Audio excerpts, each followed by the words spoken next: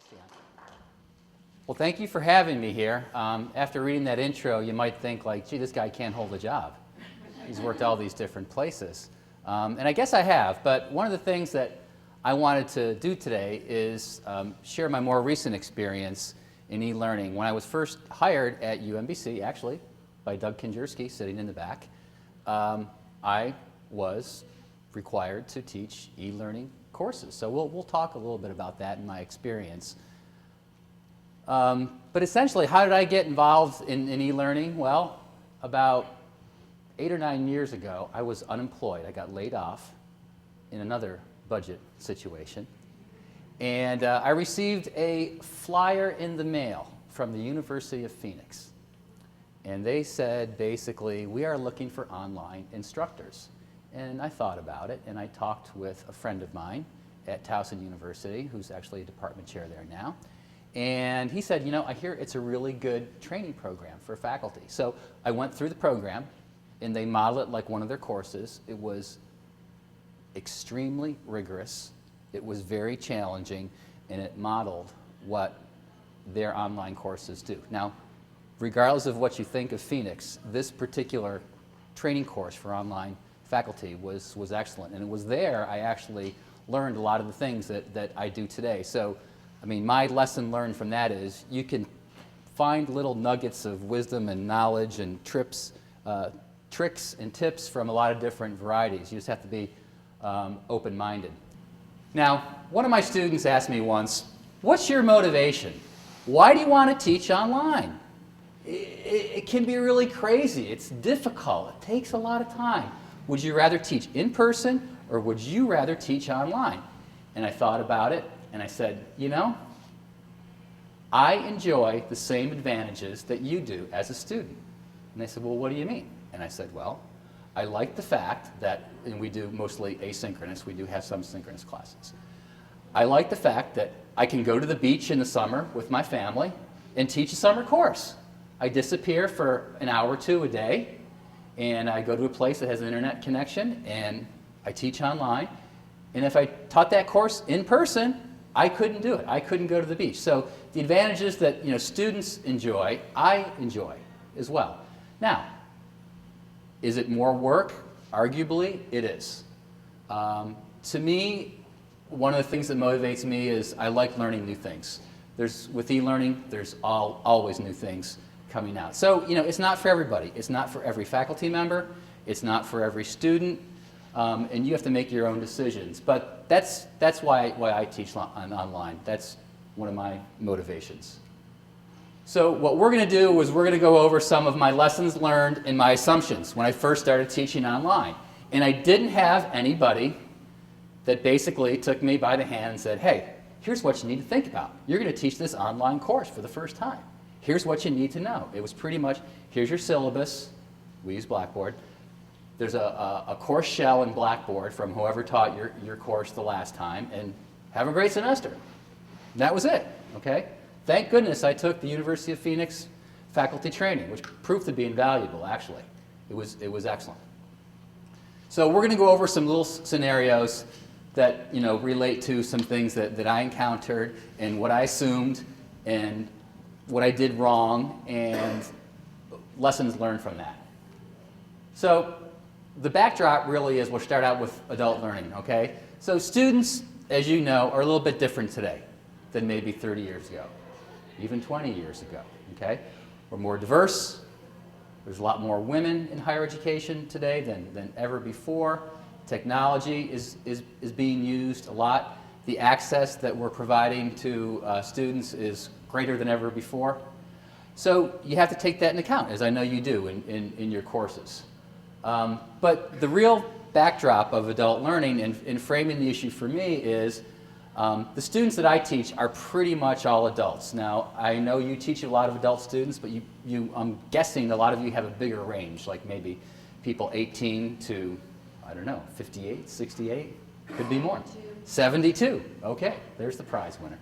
So that is both a blessing and a challenge because they bring a lot of experience and different ideas, but they might be all over the place. Okay, so your challenge is all right, how do I deal with this diverse crowd in terms of their knowledge, skills, abilities? And it definitely is a challenge, but it's something that you at least need to be aware of. Well, here was my first blunder. I don't even know anything about my students, and who's getting the proofreading prize? I got it. Okay, I didn't skip a space. That was mine. I did that this morning. Okay. Well, I thought I didn't need to know anything about my students, so I just started teaching my class in Maryland. And then I find out that, gosh, these people know a lot. I'll bet some of them could actually teach this course better than me. So what that told me was, there's a wealth of knowledge out there that I need to tap into in my class. And all my classes are online. They're not blended. They're totally, for the most part, there might be one or two occasionally, but most of them are online. So that creates challenges in itself. But they knew a lot about the topics. And a lot of them were experienced teachers. A lot of them had taken online courses before. So I was in a difficult situation. So what I learned to do was I started doing some research and talking to people, and I said, well, the people that know something about the content, you have to tap them and get them to help you teaching the class in a way. I said, really? That's a good idea? They said, yeah, you want to engage them. You want to tap what they know, so instead of somebody being Mr. Wise Guy and posing these questions, you basically say, you know what? Joe, I'll bet you could share your experience with the class. And of course, you have to frame it so they don't go off on a tangent. But those folks that have a lot of experience in diversity in their knowledge, skills, and abilities can be a real asset to you. So find out about your students. What I like to do is I ask them a quick questionnaire. You know, is this your first course? Is this your first online course? You know, do you work? Where? That's so you get just a sense of, you know, who they are and where they're coming from. And chances are you probably already do that to a certain extent. I don't know. But I think it's a good idea. The other thing I learned that everybody's here to learn, and they're going to work hard, they're going to study, they're going to be collegial, they're going to follow the rules. Wrong. What I learned was, in some cases, not all, this is a required course for graduation. That's why I'm taking it. Okay? I didn't know that at first. Should I? Probably. But that gets back to the motivation. If you know why somebody wants to do something and why they're there, you might be able to deal with them a little bit more differently than if you think they're there for the noble reasons of, well, they're just here for the knowledge. They already have a PhD and they're just taking my course to get this additional knowledge. So if you can find out why they're taking this course and what their hot buttons are, that is very helpful to you in designing future classes, dealing with your current one, communicating with the students in your class, and more. The other thing that I already touched on a little bit is sometimes subject matter experts, and I use the word expert very loosely, is that I had people in my courses that they had more experience than me in certain things. They could have taught the course. They could have taught certain aspects about the course probably better than me, and I recognize that. But what I did was, again, I already touched on this a little bit, but try to tap those as subject matter experts that'll be a resource to you. And then engage them. We do a lot of threaded discussions. I've engaged them to the point where I said, you know, Joe, why don't you lead the discussion this week? And here are your parameters, so they had a framework. And then what I found out in some cases, the course went to places that maybe I didn't intend it to go, but it ended up going to a better place in some instances. Now, did it go wrong sometimes too? Sure, it sure did. But I think you just have to take the leap of faith that, okay, if I frame this person's expertise in the right way and I use them as a resource, they could probably bring something to this course and this experience for me and the other students that I personally cannot. So I look at them as a resource. Now, Dr. Thiagi, who's pictured there, does anybody know who Dr. Thiagi is? Okay, you like call him Thiagi. Right, he goes by that. Dr. Thiagi, he's an international expert in instructional design and learning, and he actually came to UMBC. He's a brilliant guy, he really is. But he came to speak, and we had 275 people to hear him speak. And after I introduced him, he told a couple quick jokes. He's a very funny, engaging guy as well. And then he went to the podium and he said, "Okay, what do you want to know?" And then he remained quiet. I'm getting nervous because I'm looking at 275 people that I invited to come hear him make a presentation. And I'm thinking, is this guy going to present? What's he going to do? What if nobody asks any questions? It's like, I was really nervous. So he used, as many of you know from teaching in person, that silence is a very powerful tool. And eventually, somebody in the back said, "Dr. Thiagi, I have a situation where," and then went on to talk about an issue that was germane to our topic. And then he started answering the questions. After he answered about 3 questions, he said, "You know, it would be silly and presumptuous of me to come here to a room full of people and start lecturing on a subject that maybe you already know about or maybe aren't exactly interested in. Why don't we just cut right to the heart of things and talk about things that you really want to know?"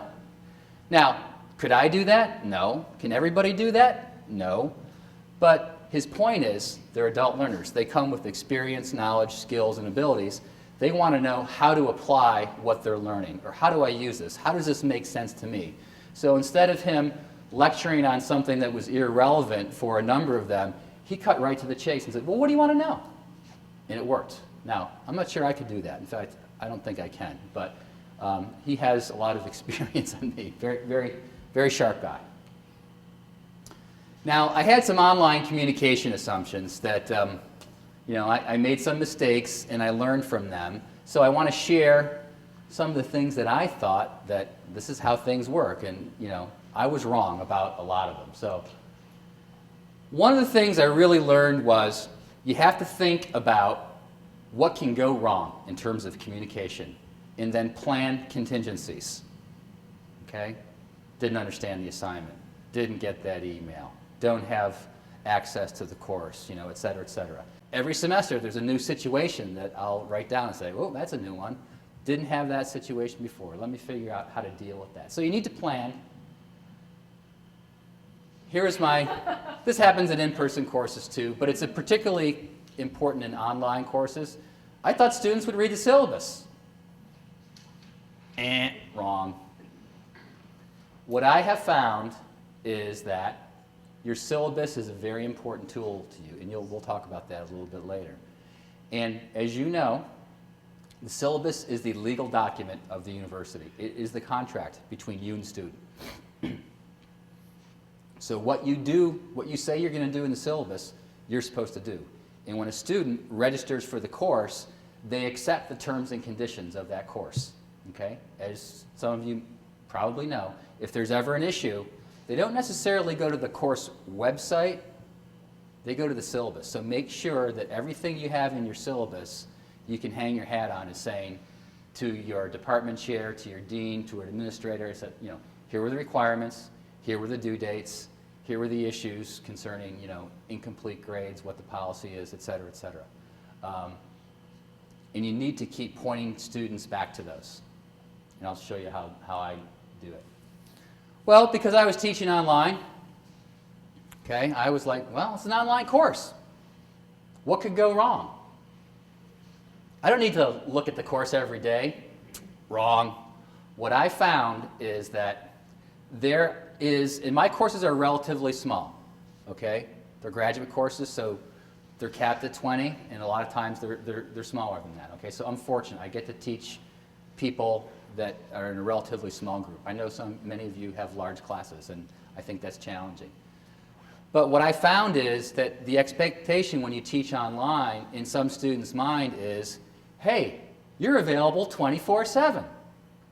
And it's like, no, I have a family, I have a life, I like to do things when I'm not working. Who teaches online right now? Do you ever get an email and then get a phone call less than an hour later saying, hey, did you get my email?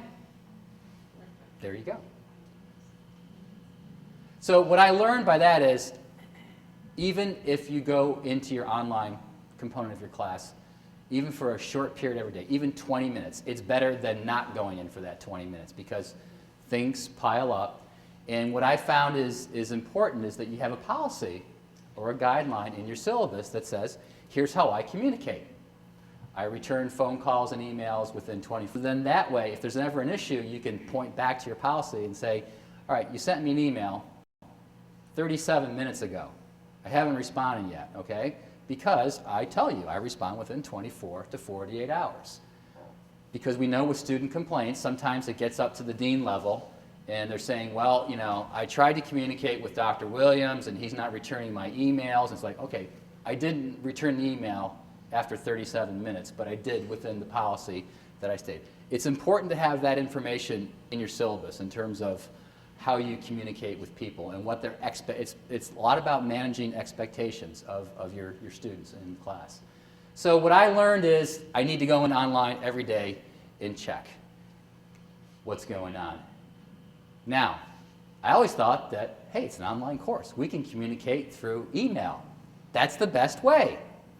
It might be, and I emphasize might, but what I found, what I tend to do a lot more now, and this might get back to a function of numbers of students, sometimes, as we know, there are just communication topics that are not handled very well in email.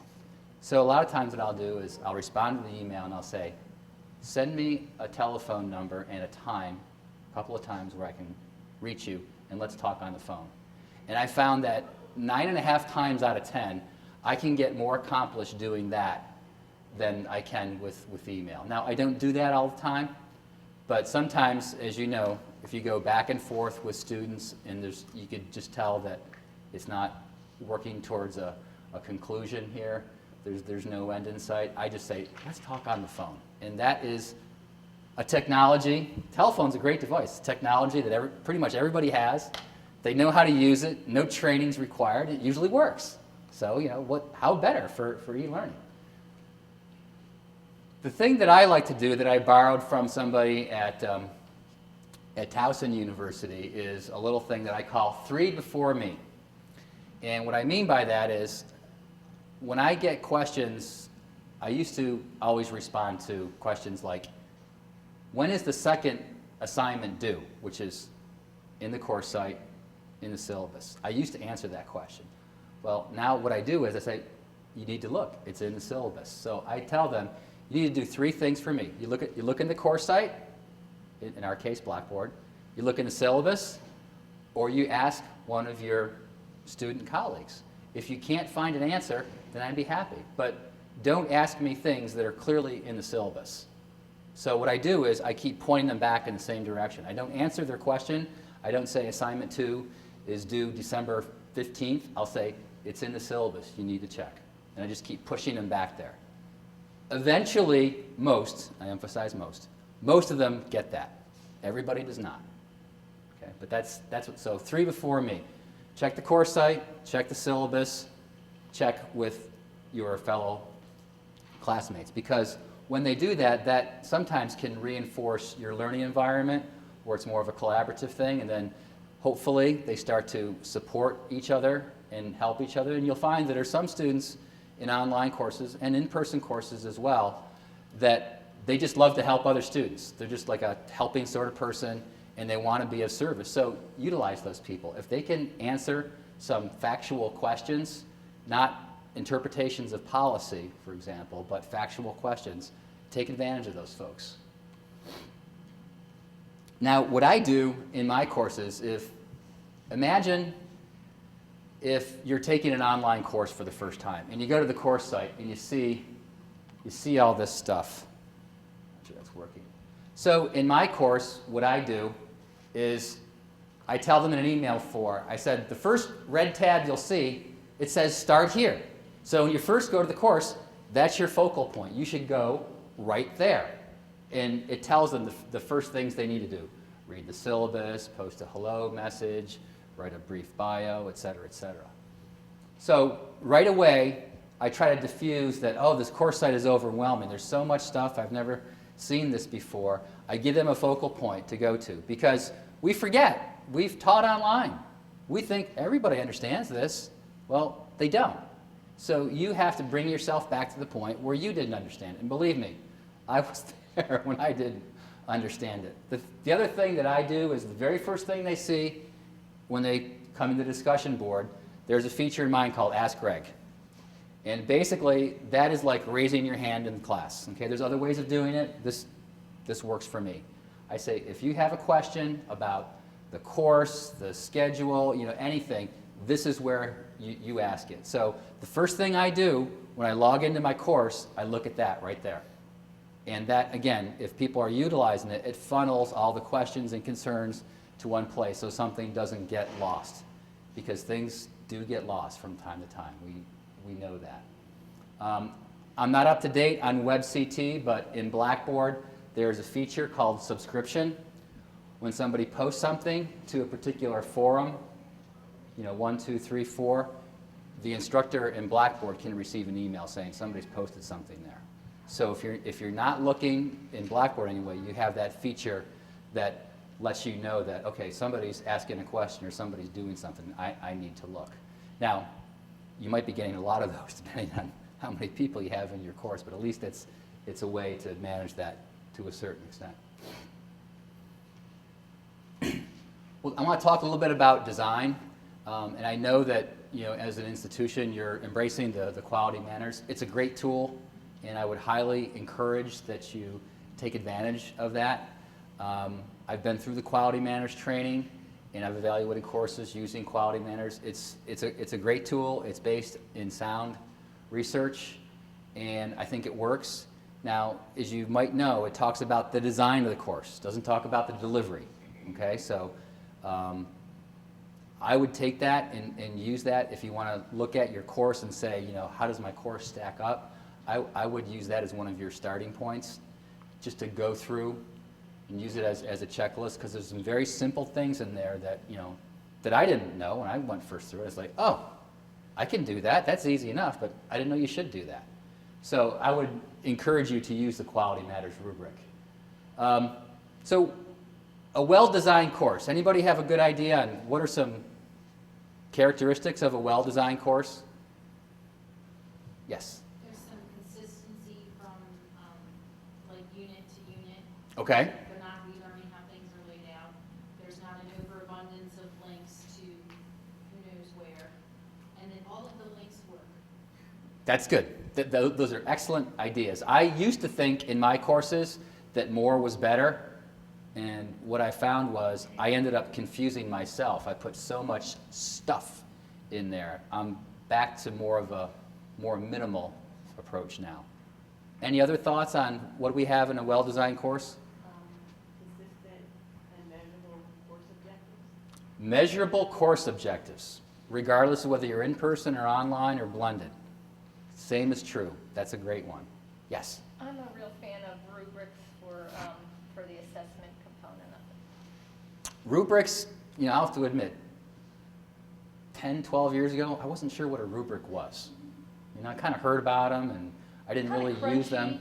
Yeah, it sounded like some communist party or something that you eat, like granola. I wasn't sure. I wasn't sure what that was. But they're excellent tools. Anybody use rubrics in their courses? Okay. They're great because I think we'll get into them a little bit better, but at least shows you this is what a C paper looks like, or a D paper. This is what a C paper looks like. This is what a B paper, and this is what an A paper looks like. Because did you ever have the experience in, my big thing was in junior high, I went to a Catholic school and I had none. So you get your paper back and you got like an 81, and you're like, what does that mean? How does she get that 81? And there was no thought or consistency on that teacher's part to say, yeah, this is worth this, and this is worth that, and this is worth this other. It was like, 81. And so you sat there as a student, you're like, well, I'm not sure what that means, let alone how could I improve? And, that's a low B in my book. So what does an A paper look like? And it was like, Potter Stewart. Well, I know it when I'll see it. When Potter Stewart, Chief Justice, described pornography, I'll know it when I see it. And it's like, well, I'll know an A paper when I see it. So rubrics, I think, are very important in letting students know what success looks like and then different gradations of it. Because if you don't, you're going to have issues with grading and assessment. Now, what I do in my online courses, the mistake that I made was, oh, there's a lot of stuff to cover. I got to go fast, fast, fast. Well, what I learned was, while that may be true, it's not a good approach. At least in my case, it wasn't. And here's why. There were students that were taking online courses for the first time. So not only was I trying to move fast on the content portion, they weren't used to taking an online course and what my course site looked like.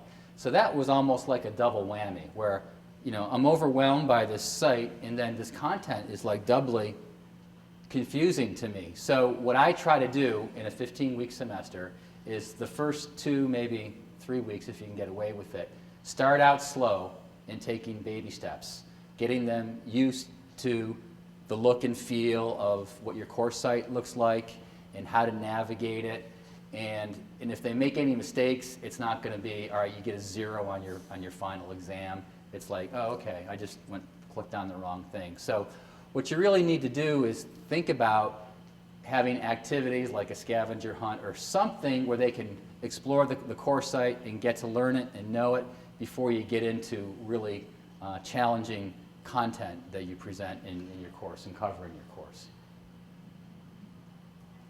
The other thing that I found, well, of course, I understand this. Everybody can find what needs to be found in the course.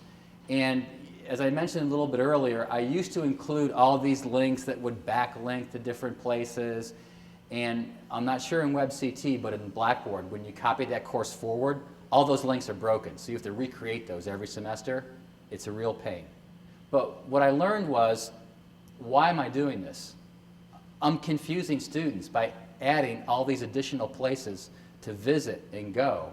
And I found out that I was much happier, and I think the students were, where they had a web site, a course site that was more manageable. They could find the way around it easier, and they could get up to speed pretty quickly.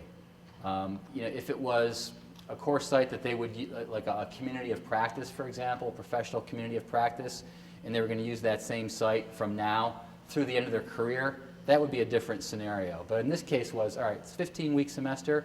As we know, that can go pretty quickly, so don't try to do too much. I would always say start out relatively simple and see what works. Some things are going to work, some things are not, and then build on the ones that work based on student feedback and your own experience. So again, back to design. I mentioned this earlier, but what I tell them is when you first log into the course, I send them an email, click on the Start Here. And Start Here basically just says, here's what you need to do to get started in this course. Okay? So they don't have to worry about the other tabs that say resources, tools, ask a librarian. It's like, just go to Start Here, and that'll be good enough for the first couple of weeks. You'll have what you need to know the first couple of weeks. Because again, we forget what our courses look like to students that maybe have never taken an online course before, or perhaps have never taken one from you before. Now, learning objectives. We talked a little bit about learning objectives, but what my experience with learning objectives was a long time ago in the past was, all right, every course has them, but do I really need them? Are they really that important? And what I found is, yes, they're very important. Because what I realized was, again, one of my assumptions is students will understand the learning objectives. They'll know what it is, and then when they actually achieved it. And the answer is no, they won't. Okay?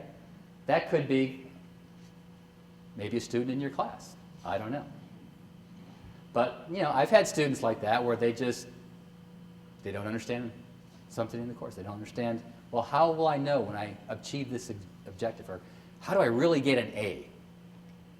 So what I learned is a well-crafted learning objective has a great deal to do with student evaluation, because if you know anything about learning objectives, and we'll go through a real quick process, you will realize that a well-crafted learning objective leads right into grades that student potentially can get. And you'll know through looking at measurable behavior, whether it's writing to paper whether it's delivering a speech, whether it's putting your hands on a piece of equipment and demonstrating something, you will know because it's measurable, okay? You know, I can write learning objectives. I've done it before, okay? If you have, I'm not asking you to raise your hands, but if you have a learning objective that says the student will understand, okay, that doesn't work. Because one of the premises of a learning objective, a good one, is the behavior has to be measurable. I'm not sure I can look into Doug's eyes and know when he understands something. Okay? He might not. Okay? Be familiar with, that's another no-no in the realm of learning objectives. How will you really know when someone is familiar with something? Pretty hard to measure. So, writing objectives, it's as easy as ABC. In this case, A, B, C, D, as you'll see. A is usually self-evident, although in some organizations it's not. A is your audience, okay? So you want to identify who should perform, okay? In this case, it's the student in your English 101 class or whatever it might be. In some organizations, that's less clear. That's why they spell it out that way. But B actually is behavior. That is what the learner is to do. It should be measurable, observable behavior. Okay? That could include writing a paper, okay? Making a speech, performing a procedure. It should be measurable by it being observable. Okay? Now, C is conditions. Okay? Will the student have access to any library materials? You know, in the old days, you know, will they have access to a slide rule, or now a calculator, or a personal computer, okay? Will they be doing it in an experimental situation, or will it be a controlled environment? Those are different conditions. So A is audience, B is behavior, C are condition, and then degree is how well, okay? D is degree. How well are they going to do it? Is this thing you're asking them to learn so important that they must do it 100% every time they do it? Is 8 out of 10 okay? Is once in a blue moon every month okay? So that's where you have to decide, okay, how well do I want this student to perform this task? Now, here's a poor instructional objective, okay? If any of you are my age, which, you know, maybe some are, some are not, keyboarding used to be called typewriting, okay? And I remember my mother always told me in high school, I want you to take the typing class. And I was like, I don't want to do that, Mom. And then she always told me, I want you to take the public speaking course. I don't want to do that, Mom. Well, look what I'm doing 20 plus or more years later. I'm teaching online. Mom was right. I didn't listen to her. But if you're in a keyboarding class, here's a bad instructional objective. At the end of the course, students will be better typists. Okay? It's an objective. It's not a particularly good one. All right, let's look at this using the ABCD method we just talked about. Okay? A is audience. So I have another slide, so in case somebody's colorblind, I've addressed that. So that's my 508 compliance. A is audience. So using a PC with Microsoft Word, okay? That's C, a condition. Okay? Students in Keyboarding 101, that's A, the audience, will be able to type 60 words a minute. That's B, behavior, okay, with no more than 3 mistakes. That's D, degree. I describe my audience, I described the behavior, I described the condition, and I described how well I want them to actually perform. It might look a little easier for some of you on this slide. So A is audience, students in Keyboarding 101. B is the measurable behavior, type 60 words a minute. The condition, using a PC with Microsoft Word software. Degree, 60 words a minute with no more than 3 mistakes. Okay? So that's how easy it is to write a good objective. They're not this mystical type of exercise. They're pretty formulaic, as I just showed you. I mean, if I can do it, anybody can do it. They're really not hard. But what you'll find is, if you draft good learning objectives, you are more than half the way there to student assessment, because you're describing everything and laying everything out that when students go through that task, that exercise, that assignment, you'll be able to have methods that you can look back and measure that within a very short degree. So student issues, one of my favorite topics. Everybody has student issues, right? I'm assuming you do. If you teach, you have student issues.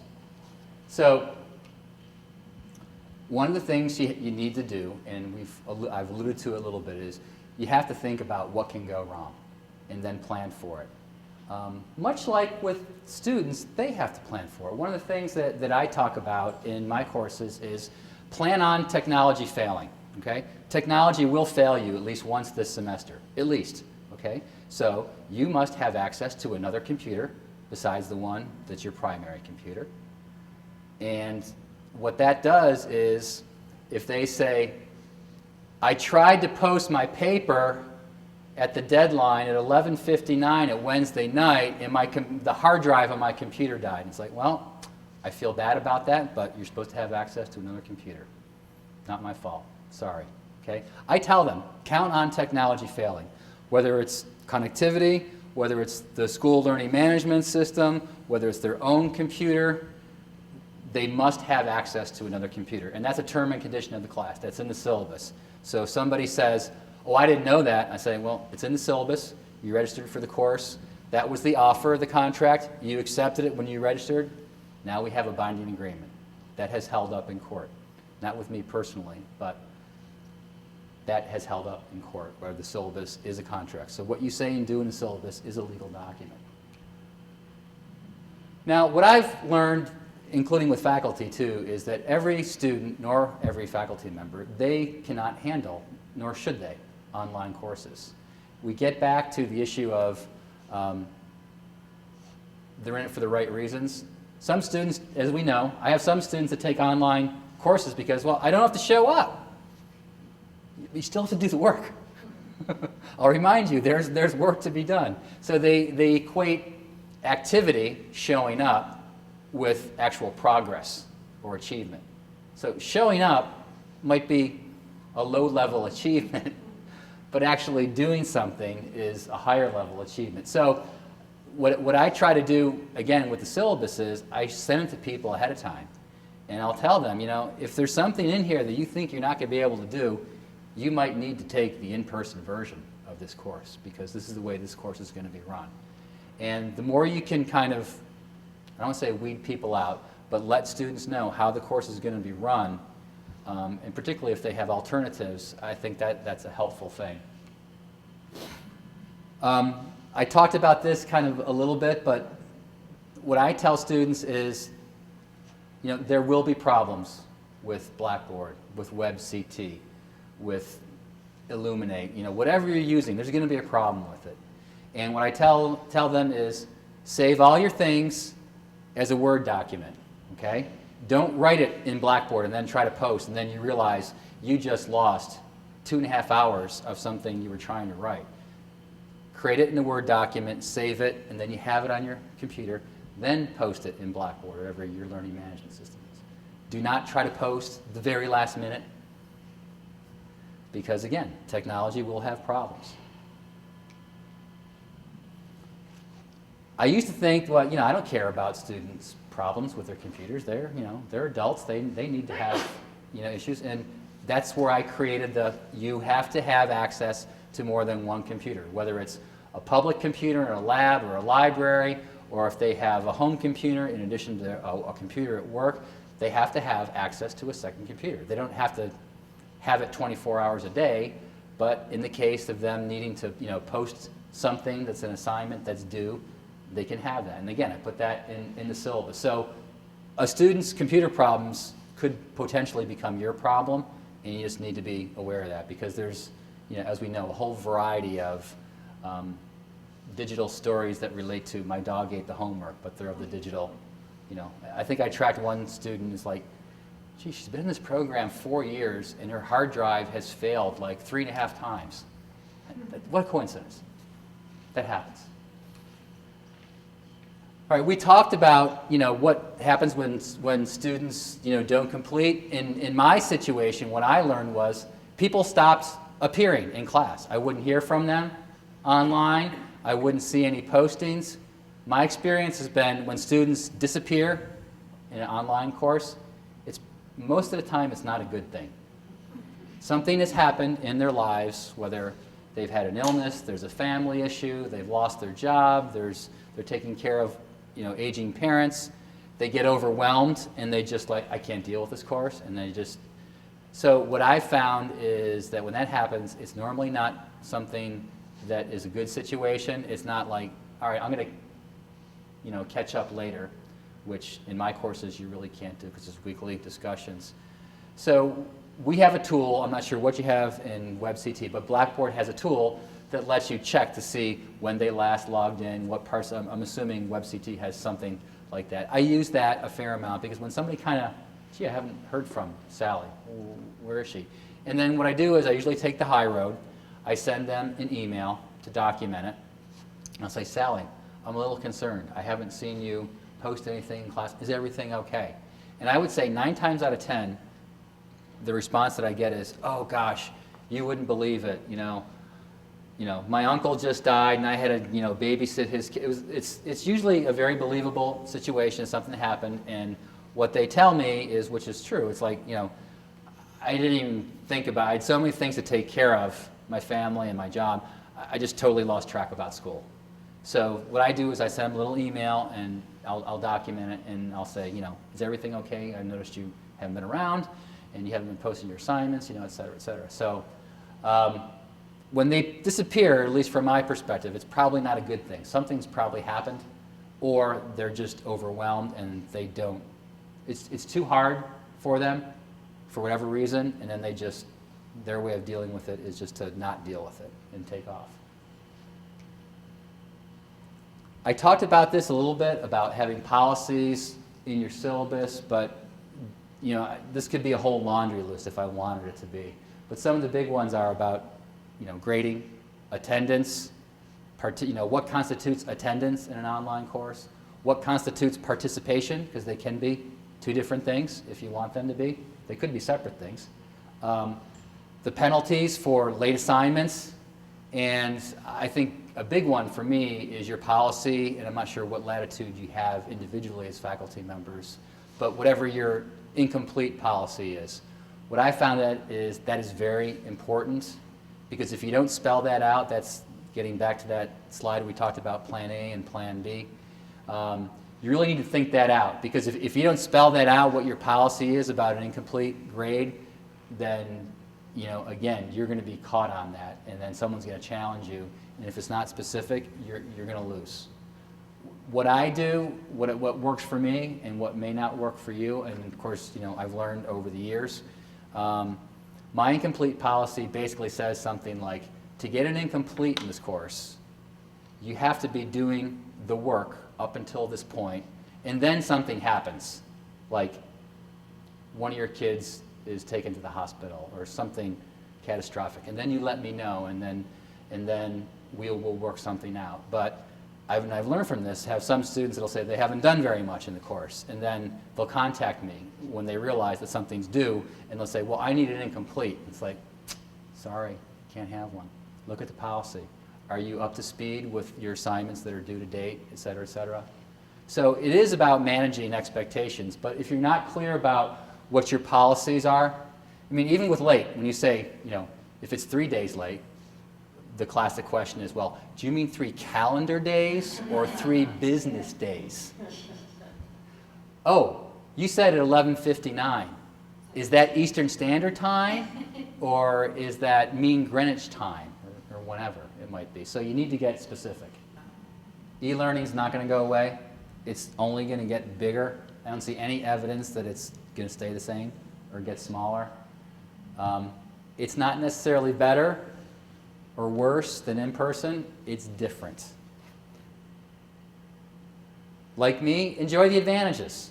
Why do I like e-learning? Because it lets me do things at a different time than coming in on a Wednesday and teaching a particular class. It gives me flexibility, so enjoy it. Like the learning objectives, good e-learning has a great deal to do with good in-person learning. Creating good objectives, fostering a good learning environment, involving students, getting engagement, assessment, feedback, all those things. When, I'm not sure, but in the future, at some point, we're just going to drop the E. And what we do online, kids growing up now, that will be learning to them. Thank you very much.